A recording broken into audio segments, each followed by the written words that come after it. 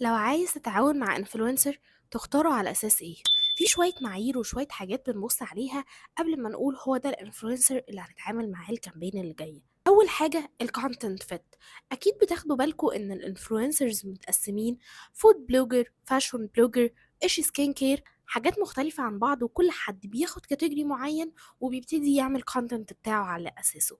فلما تيجي تختار حد، اختار حد بيفت الاندستري بتاعك وبيقدم الحاجات اللي شبه البرودكت او السيرفيس اللي انت بتبيعه. تاني حاجة الاودينس، مين الجمهور اللي عنده؟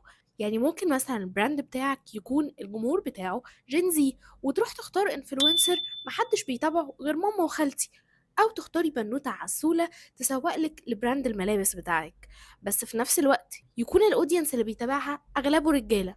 فلازم نبص على الاودينس بتاع الانفلونسر اللي هنشتغل معاه. تالت حاجة الانجيجمنت ريت، اللايكس والكومنتس والشير اللي بيبقوا موجودين عنده، الريت بتاعه. وكمان هل هم ناس حقيقية ولا فيك، وهل هم برضو ناس حقيقية ولا ماما واصحابها داخلين يطبلوا له. رابع حاجة المصداقية.